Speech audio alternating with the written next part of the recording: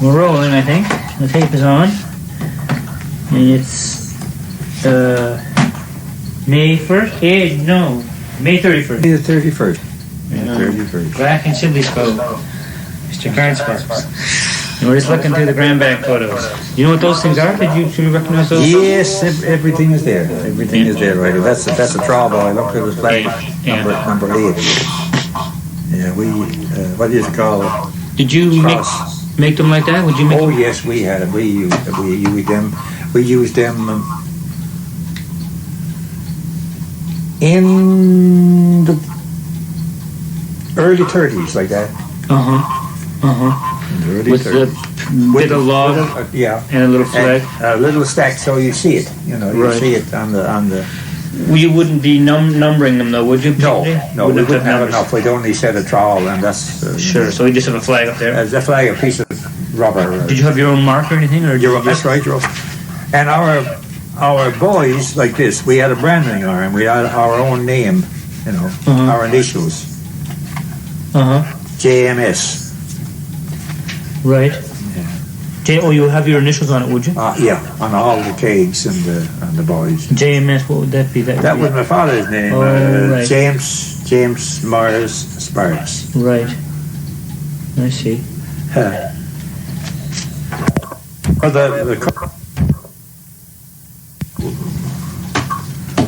while it was being dried, you know, when you put it in a pile in the night, you cover it with brines. Sure. Yeah. At night to keep the rain off or whatever. Rain off it, yeah. Those are just models. There's quite a collection of stuff up there, I must say. Yeah. So those are just some of the dories, little models of dories. Yeah. Did you ever use dories up in Trinity Bay? Up here? Very rare. You never used one yourself? No. Very, very seldom. That's just like a little bit of split knives. Split knives, yeah. I got a split knives and I cut through. It's all the knives out there in the box out there. I was interested that the handles were different for left and right. And, that's kind of interesting to me. Yeah. No, those are splitting knives. That's very nice. Look, that's a different left. That's a left-handed one there, isn't it? It could be. I can't remember. I can't really tell from. Yeah, there's the right-handed one. Look. Okay, yeah, you can see that there's a difference. The right-handed one. That's the left-handed one. Yeah, you're right. Of course, yeah. And that's a cutthroat knife, is it? That one there? Yeah. No, that's a steel. Well, that's just a steel, is it? Oh, yeah. Okay. That's a steel for see. Yeah, sharpening. That's protection. Yeah. So, you know. Yeah, right. A guard, whatever. That's protection. Yeah. No. That's the thing. We have one of these for putting your twine on that you knit. Yeah, that's right. Put the handkerchief twine and up the ceiling, and you pull your needle to come out. I'm winding off. This would be hanging from the ceiling. Yeah, hanging from the ceiling. Yeah. And the twine would just be wrapped around and around. That's right. And then you'd unwind it. Yeah. Huh. Yeah. And that would be. Now, where did you get these? Where did you take these? These are all stuff. This is all a bunch of artifacts that are down in the Grand Bank Museum. Down there now. And most of them came from around there. Around that area, yes. Yeah. There's a big old sealing knife or something around there. Yeah.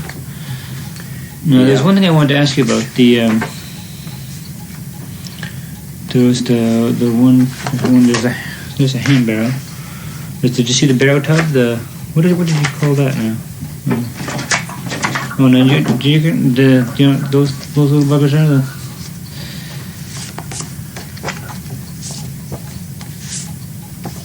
they're for bunch of hooks.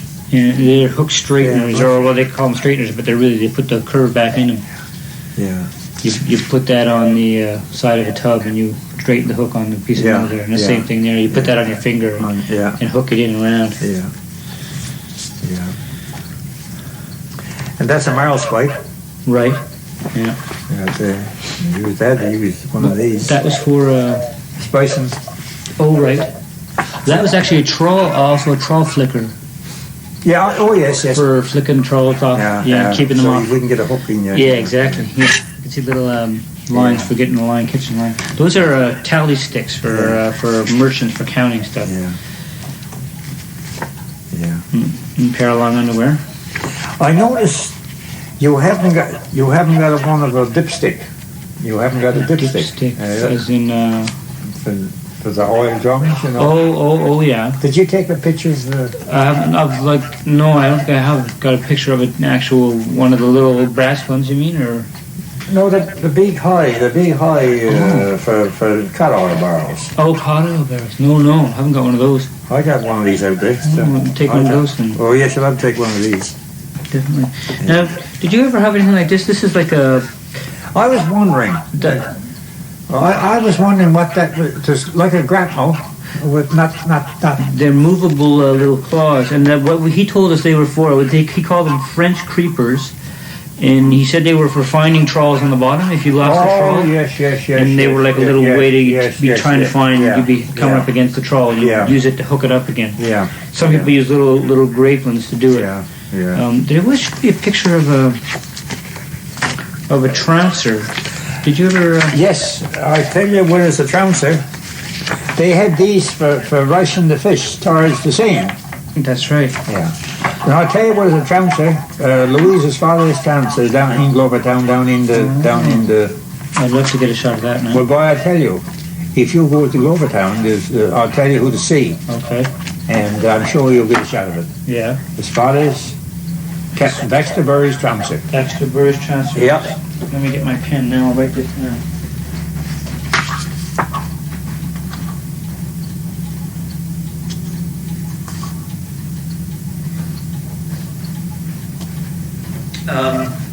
Yeah, I've been really interested in trouncers. There's all different kinds of styles and models. Yeah. Now that's a lead. That's a lead that go fast to a hook. Oh yeah. To catch fish with on. You know. That's right. A lead.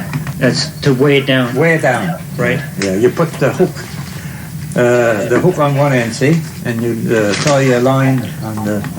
And that would be direct. That would be actually a hook and line fishery versus right on. Right on. Yeah. Right on. Yeah. I thought there was a picture of the trouncer somewhere, but I guess we didn't take a picture of it. I'm sure we did, though. It's an amazing thing, the one they had down in Grand Bank, with all these rings of metal on it. Yeah. Well, I tell you, that's Max is down in Max's little shed, and I can't see why you can't get access to it. Who Max Burry's little shed, is it? Yeah. It's you'd have to see Jim Burry, that's his son. Uh-huh. And he's there, is he in Glovertown? In Glovertown, and Max died 2 years ago, and it's all still... That's recently? It's still all there in the shed. Because I've seen different styles of trouncers. But there's no way, there's no way you could do it. They're hanging on to them all, are they? For what, I don't know, because... I shouldn't tell you the story on it now. Yeah, right. No, don't worry. Yeah, no. We can talk to me later. I'll tell you later on. Sure. But what kind of trouncer is his there? The one that Max has got or had? I cannot tell you because, like I said before, Max says even the one man's trousers over there they had for ricing the fish in the same, make a lot of noise on the bottom. That's right on. And was that like for cod seine? Cod seine. Holy jeepers! So it's an old one. It's an old one. Because they haven't cod seine for many years. Well, when the trap was invented, the seine, somebody, George Whiteley, I presume, had a bunch of fish barred, with the seine. Mm-hmm. And they stayed there overnight. They done, Yeah. And common sense to tell you that, they had a pound for the go in, and they invented the cod trap. Yeah, from that. Yeah. From that. That's what I've heard. Yeah. I've got a squid jigger. The most common squid jigger was a Neil's patent. Neil's patent? Neil's patent. I got one out there. Now, after that, it was only plastic, I got a bunch of these out there. Plastic. But this is the real Neil's patent lead jigger. I'll get a picture of it tomorrow. Sure. Yeah. And if you want the jigger... Did you ever have jigger molds like that, like a jigger mold? I can't say as we did run any jiggers. Oh, you guys didn't have jiggers at all? No, we did. We had jiggers. Oh, right. But you didn't make them? We didn't make them. I didn't make them, no. Uh-huh. Did anyone make them around here? Oh, yes. Yeah, I got 3 new ones out there now. The guy made for me last year. Oh. I had the hooks. I got the hooks down there and took them down to Bedford, and he made them for me last year. So good molds down there. And I'll give you one of them before you. Oh, wow, good. Thank you very much. Only made them last year for me. Huh.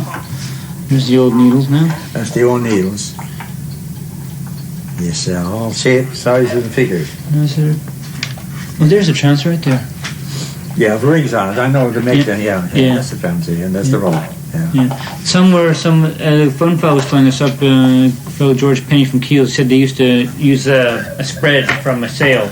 They used to use just a spread. They'd poke the stick down and scare the bait fish, that's right. herring or whatever it was in this case. Yeah. But I also heard about one from Southport that was a big white. They said they wrapped something in a white cloth, and the white was scared the fish as well. Before you go out, you're going up to Glovertown, are you? Yeah. Well, before you go to Glovertown, before you leave tomorrow, I'll give you an address to see. Sure. And see if you can get access to that trouncer and a lot of other things. Sure, have a look. That'd be great. A lot of other things. Wow. No, there's a little small grape. Small grape. What think they would have been used for? We were wondering, they were really tiny, like this. Well, I tell you, sometimes what we use them for, we had one made probably 10 pounds in a little small dinghy. You go jigging a few squid, just a little, like you wouldn't put a 50-pound grapnel in a little dinghy, So that's, just to hold that in place. That's right, just to keep it in place. But these were like little tiny ones. Yeah, they're someone was saying that 10, 15. Yeah, they looked. One of them was like just almost microscopic. Well, not microscopic, but it was like a little mini grape one. But someone was saying they may be used to go down and hook things. I don't know. I tell you, other people, other fishermen, they use them for if they sound the water and get a certain depth of water, they want to put the trap there. They put one of these little grapnels down, and put a float down it. This says 10 fathoms of water over there. Okay, I see. Yeah, that's what we use. We had a couple aboard all the time, Just to leave them leave marks. That's right, marks. Yeah. Okay. Maybe that's what it was for. Yeah.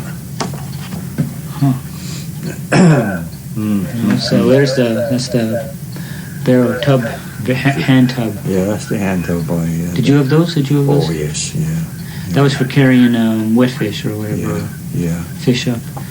I noticed you haven't got a picture of a jig and beam, saltfish.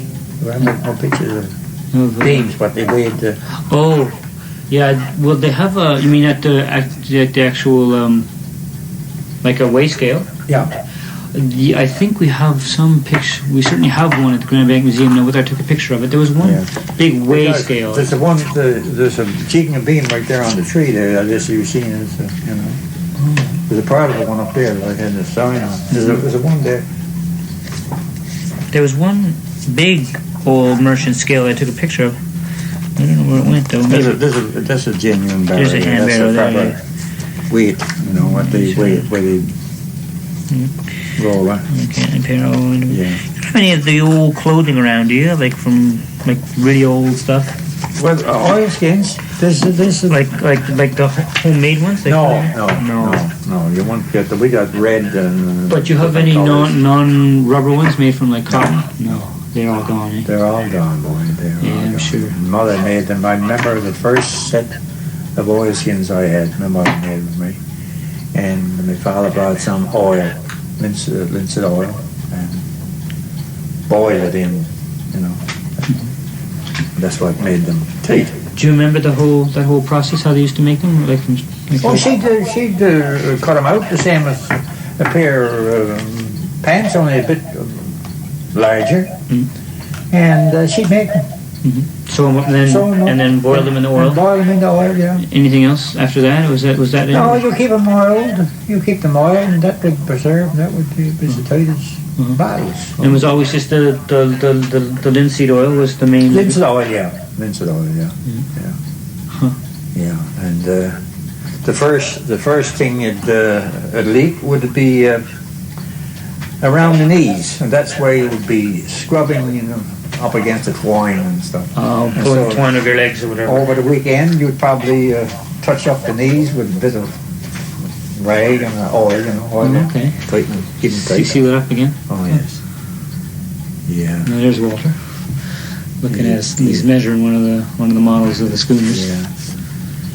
That's very interesting, boy. It's very interesting. There's so much stuff, so many artifacts, different things that were used in those days. And that's pretty. And I tell you, the youth of the day don't know anything about it. There's people here don't know what it now. The kids here don't know a goat from a sheep if they see one. You know? It's true. It's amazing what a change. What a change in so few years. In so few years. Yeah. Changed the world. Yeah. Yeah. Yes, sir. You got the transfer. I thought you got the wrong next.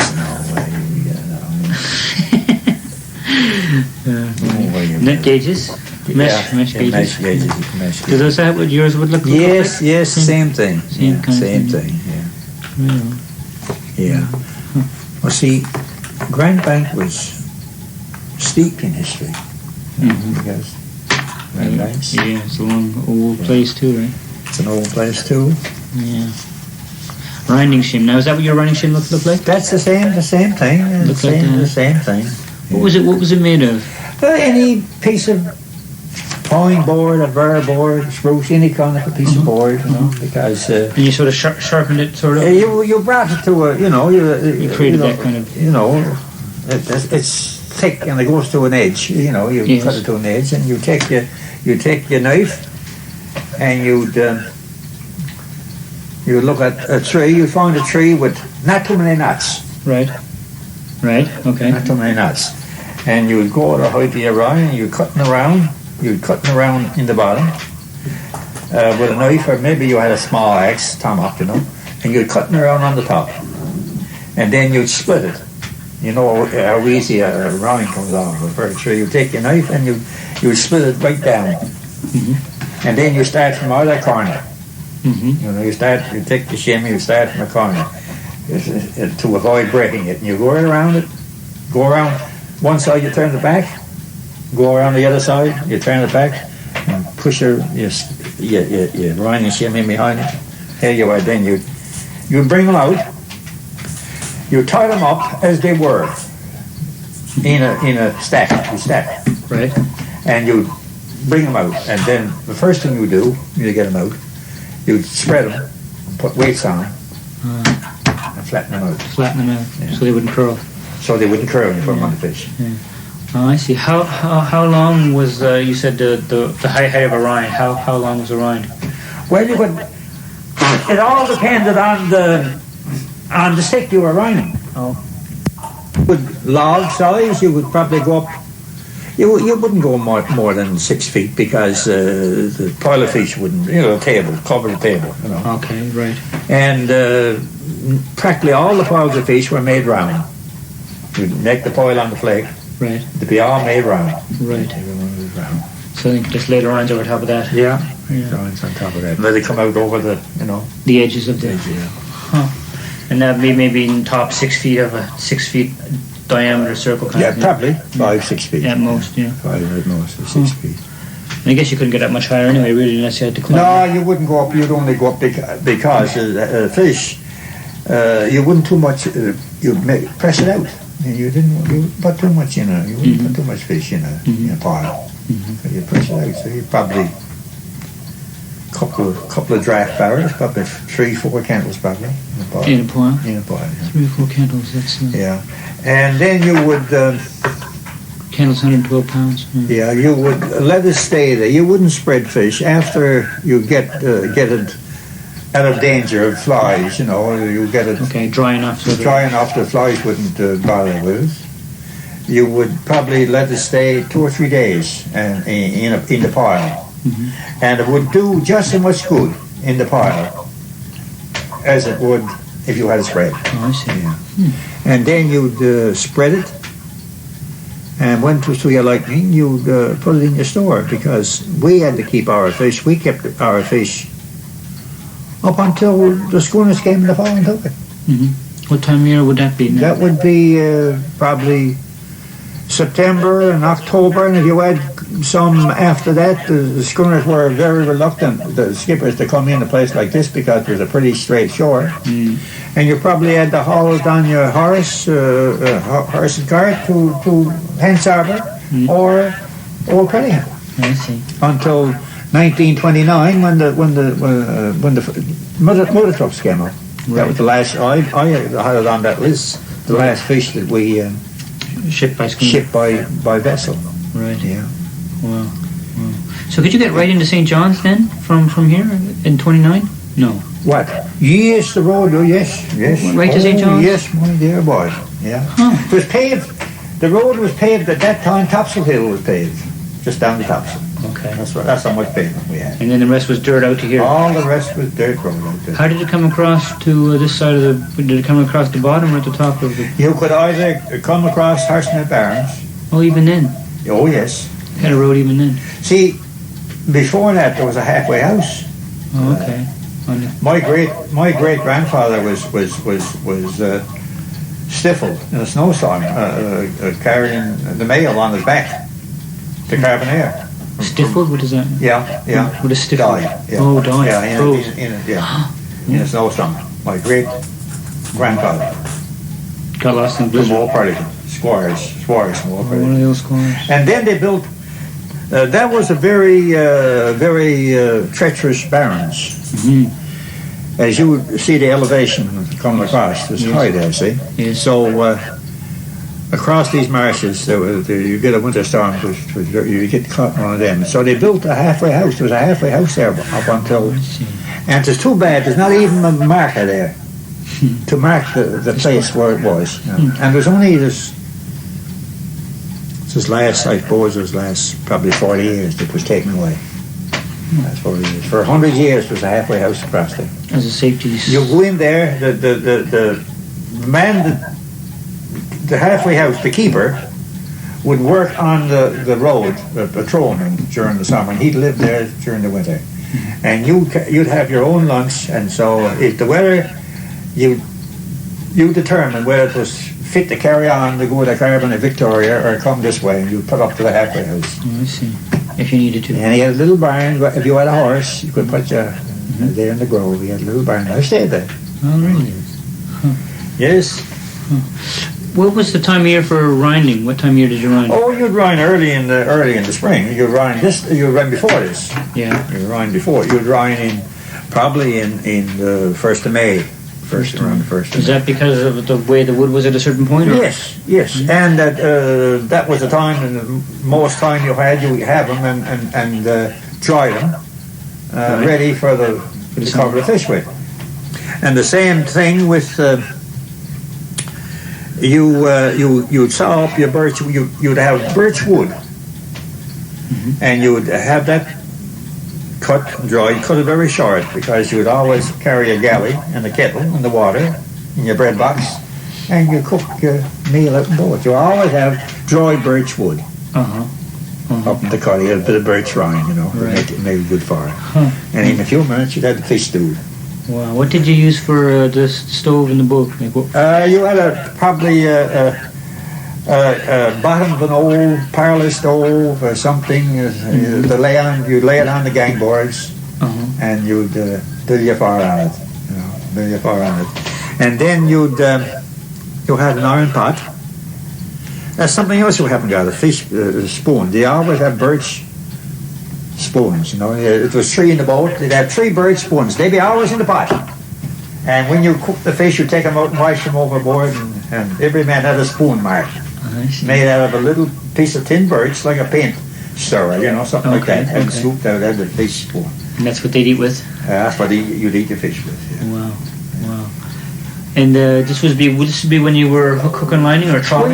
Trawling, yes. You'd always cook a pot of fish. And if there's 3 in the boat, if there's 3 men in the boat, you'd cook it.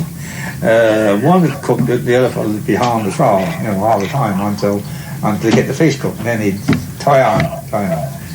And you take the pot of fish, and if there's 3 men, you would each take what you think was a third of the fish. You put it in 3 shares. You put your spoon around it. You know, this would be your part, and this would be his part, and that would be his part. You there only just eat what you take. You know, so it's a good setup.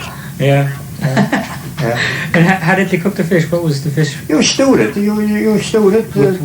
You fry out the pork, piece of fat pork, and probably an onion if you add an onion. And when you get a good fish come over a side, you clean it, take the skin off it, and curl it up. You'd have the fat fried out and drop it down in the fat pork. And then just let it stew. Let it stew, yeah. Pick the bones out and throw them overboard, yeah. And then it must and sometimes you'd another good delicacy was a few potatoes into it. Chipped potatoes. You put potatoes into it. Chipped potatoes? In the fish. Put small potatoes. Okay. And they cooked enough while the fish was cooking. I see. Yeah. Wow. What was a good fish? How did you choose a good fish? Well, you would tell a good fish, you know. You would tell. You'd be fat as a. Oh, it was. Yes. It was the breadth, was it? Yeah. It was, you would really. A good fish. You usually be right black. You know. You'd be almost black. You know. The skin would be black. Yeah. So that was that. Get a white one. Right? Sign of that meant it was firm, or that was yeah. Huh. Yeah. Black and fat. Yeah, black and fat. That was your good fish. Yeah. And would there be anyone who would cook specifically? Would it be the skipper who would cook, or would? No, not necessarily. But you usually take your turn. I tell you, the skipper would usually, if you had a small motorboat, would have the oar out, and he'd keep the boat to the wind, you know, and the wind and tide. He'd be just using his oar enough to keep her, so it'd make it easier for the guy that was hauling the trough. Oh, I see. One person would be hauling. Yeah. Usually there's only 2, but some crews had the 2 sons, had 2 boys, and made 3 in the boat.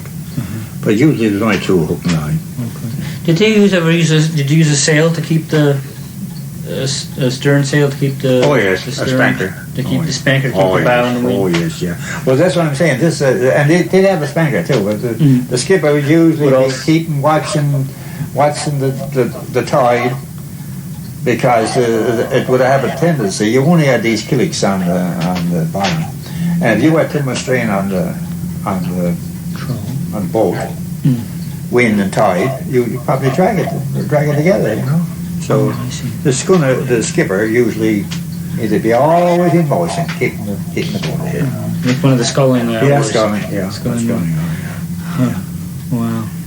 Yes. When would you break for dinner? Or for eat a fish? Well, why don't you start from when would you start in the morning? What time would you start in the morning to go and haul trawl? Oh, you'd be gone. You'd probably go away at 2-3 o'clock in the morning. You know, get your bait, and you'll be out there. You'd be out there before. Well, it was daylight 4 o'clock. You'd be out there then 3 o'clock. Now, as the fall came on. You wouldn't be as early as that in September, you know, because you go in the jig and bite, and you'd wait. You go in the jig and bite probably an hour before daylight. Is that a bite? Up in the bite where they go to jig this way, see. Oh, okay. So the first crack of dawn to be haul up the grapple and whatever bait you had, then you were gone for your trawl. Oh, I see. And your trawl was all already out, lined? Oh yeah, yes. It was already set. It was set, yeah. So you go and bait it. Bait it. You take off the fish and put on fresh bait. And the first time you'd run it, probably to be a fish on every hook. Yeah. Okay. Probably a fish on every hook. So you're out on the squid jigging ground at 4 or so. Oh yes, you were out there. You were off on the ground the first break of dawn, whatever time you say in September. Now that was a good line month. But in the Capeland Skull, they were gone. Even earlier. Well, we leave to go to the trap 4:15. Get up. 4 to get up in Harbour Grace, and he'd drive here. And he'd be at 1 hour, and I'd be all ready at 4:15. Time we get up then, get the boat, get aboard the boat, and get the engine started up to be 4 o'clock. And time you get out, daily. We were out with the skiff loaded with fish, a trap or two hauled, and coming around the point, coming in when the sun would be coming out of the water. That was the standard. Yeah. And my father used to always say to me, and I kept it up, an hour in the morning was as good as 2 in the evening. Oh, yeah. In terms of the amount of work you got done, or? Yes, because there's times you'd be ahead of the wind, you know, because regardless of how much it blew, unless it was on the land, it was not from the north, you couldn't get out here with a westerly wind. Didn't matter how hard it blew. Mm-hmm. We would go to the traps. Mm-hmm. So, that's not about the. So you're back to the trawl. You'd be baiting by dawn. Oh yes. Taking off any fish that was on. Taking off the fish. Rebaiting. Yeah. Then once you got that first baiting done, would you then break for breakfast? Break for breakfast, and could be the first time you'd haul. You could load your boat. Mm-hmm. But now in the first time you would run the trawl, there'd probably be so many fish twist off. You know, you'd always have a bunch of suds already that you tie it on. You know. You probably had to put on a few of these in the morning. Suds that had been torn off? Had been torn off. You'd always have carried the 15 or 20, you'd hook them on the risings of the boat. You'd always have a few days spare ones, you know. Oh, I see. So, because everyone was important. There was a crew fish down there where we fished with us, Edward Eddie. And he had a boat that used to bring in 6 gallons of fish. It was about 21, 22 feet, a 4 horsepower Atlantic. And every morning, as soon as we get from the trap, sometimes 10 and 11 o'clock, he'd be in with that one loaded. And every single morning, he'd load that flicer off right level, and he'd be in down there with a load of fish out of the trawl. That's how thick they were. Wow. 6 candles. Every day? Every single day, as regular as they came. Wow. So he knew what he was doing too, I suppose. But he was a good fisherman, but there was just so much fish. Yeah, there was so much fish. That was during the trap season. He was during he was a hook and line. He had no traps. He had no traps. He had no traps. Right. He was just a hook and line fella. Hook and line man. Yeah. So would you have that first meal? Would that be a meal of fish? That first meal, would that be a meal of fish you'd have in the morning? Well, you wouldn't. Sometimes they'd get a snack before they go, but I never ate. Oh yeah. But that first meal after you'd done your first haul. Yeah. Would that be fish, or would that? Oh, that's all you cook with fish. That's all you have fish. That's all you have fish. Yeah, You either have fish, or you boil a kettle with just bread. That's all. You know. And then after that meal, tea and fish. Well, that was it for the day. Oh, okay. That was it for the day. Then you'd haul your line again. If you had to haul it once more, you'd. If you had to run to finish up a load. Oh, okay, I see. Usually you pick up a camper or two. An overnight haul. Right. What was on all night, and the first run. I tell you how thick they were. You'd be hauling along the trawl the first time, and you didn't know which way you were going. They'd be getting on behind you. You were fine getting on the hook. You'd be taking them off at this end, and they'd be getting on the other end. And you'd be confused as to which way. Well, I mean, say you stop. Yeah. You stop sometime, and boy, they're getting on behind pretty fast. You know. Why? Very, very interesting.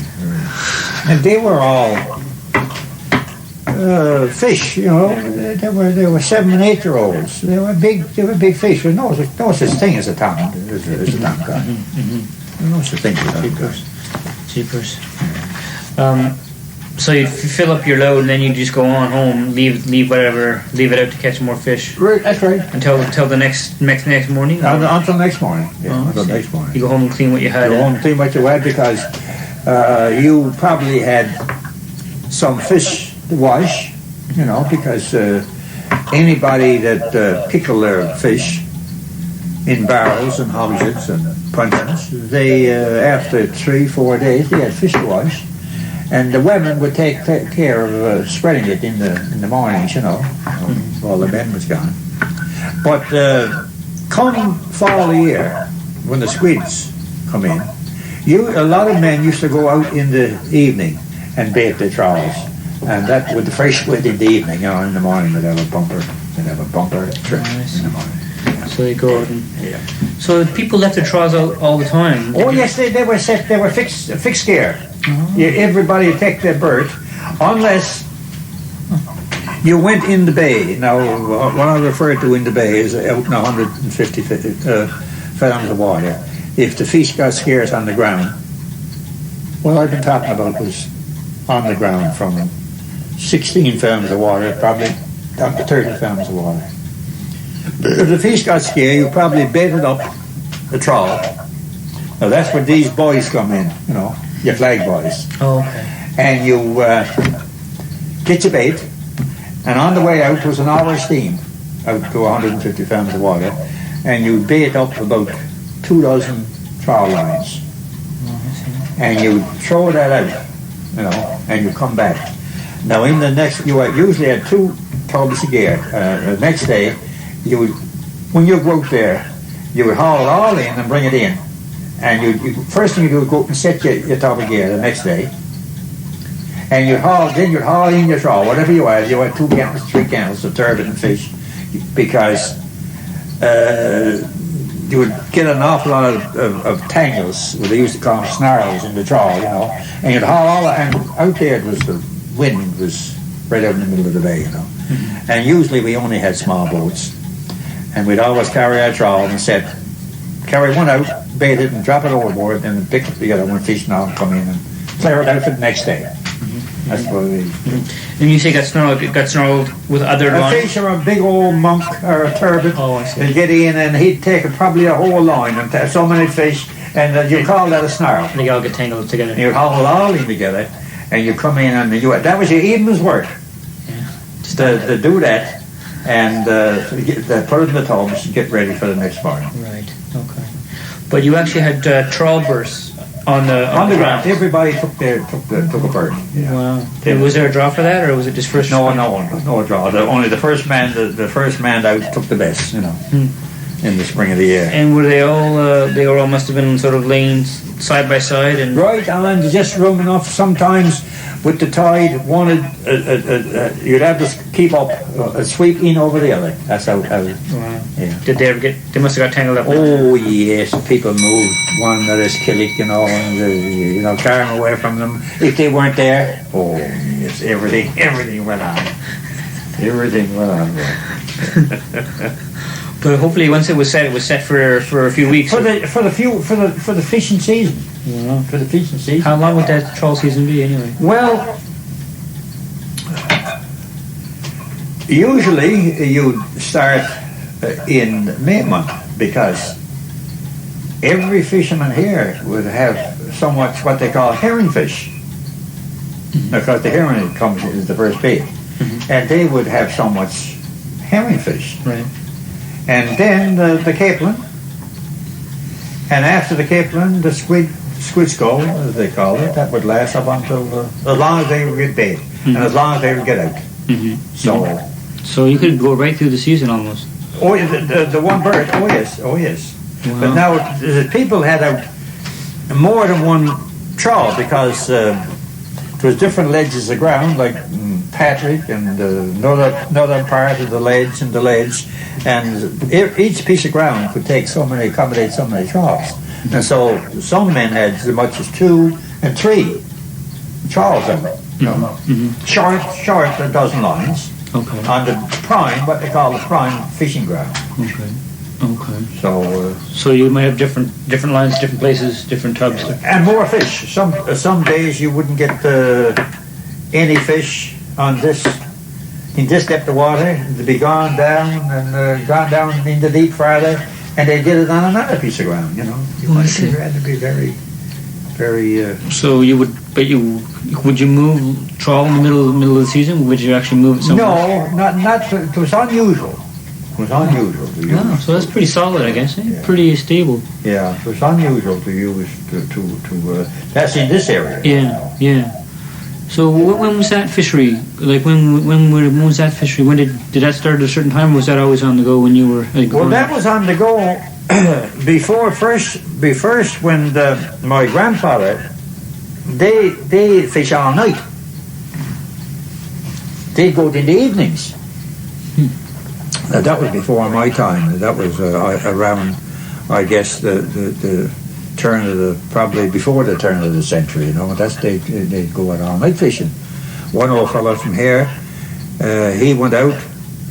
He used to carry a big old conch. He had two brothers going fishing with him, and if he'd fish on the ledge, and if he'd find the fish thick on the ledge, his brother would be so far away from him, and he'd blow the conch so many times for him to come in there catching fish, and he that's the way they used to work it. And that was with trawl, or was that with no? That's with the hook and line. That was with this hand line. Right. Yeah, and another old fellow that he was anchored on part of the piece of ground out there, and this is a true story too. During the night, his grandma saved off. They went to sleep, and when he woke up in the morning, he woke you back to a tickle. Right around. He drifted almost out of the bed. Jeez. When he's sound asleep.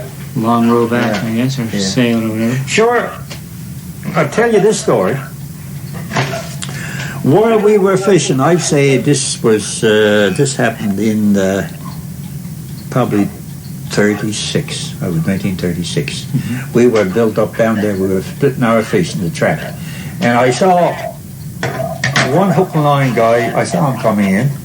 Usually, to save gasoline, if there was a nice western wind, they put up the sail. They were only about 20 minutes with an engine, and they put up the sail. And they were so economical. To save gas, they wouldn't start their engine. They'd blow in, and if they blow in down below where we were, they'd start the engine and come up around. And this guy, Hector and Andrew Button, I saw them coming in, and they were too long before they got on the way to come up, And they went right ashore down on that, and that's very shallow water down there, and they knew nothing before they went in, and there was a little sea running too. They went right on in with the fish in that beach down there. Mm-hmm. And but for this, there was a man walking up around there from Lake Cove. He saved their lives. Mm-hmm. They lost the fish, and their boat was practically destroyed. And we had all the men went down and pulled it up down there and brought it up around our place and carried it up for the repairs up in the cove. But they never went to sleep afterwards. Oh, I see. They both went to sleep, see? I see. The fellow was up front, Hector went to sleep, Andrew was down with the tiller, and the sail, just a nice breeze blowing, and up all night. And 2 months, I mean, of course, you went high and dry.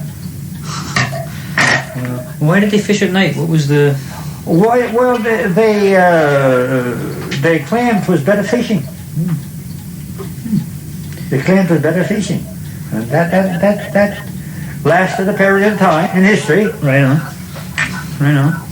So they'd go out in the evening. They go out in the evening, and the fish out, and they come in the morning. And they clean their fish and then go get some sleep and then go out again. And go out again in the evening, yeah. Huh. Yeah. Amazing.